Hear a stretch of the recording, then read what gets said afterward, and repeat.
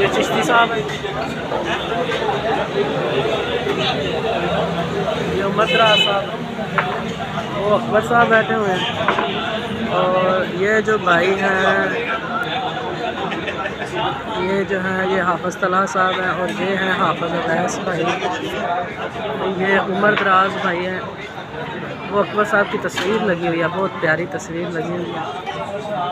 और ये अब्दुल क़य्यूम हैं, वो अली सुफियान जाके बैठ रहा है, नदीम साहब बैठे हुए हैं ब्लैक शर्ट में। ये हाफ़िज़ साहब हैं, हाफ़िज़ मुसद्दक़ जमील साहब।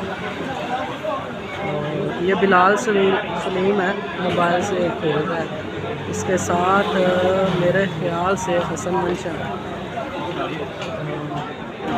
ये वक़ार असलम है, और दूसरी तरफ हैं शबीर हुसैन, और वो तलाल हैं। ये उमरदराज भाई खीरे खा रहे हैं, और यहाँ पर चिश्ती साहब हैं। वो असद भट्ट है, असद भट्ट के साथ बैठा है सैफ, अदनान सैफ है। ये अंस भाई है,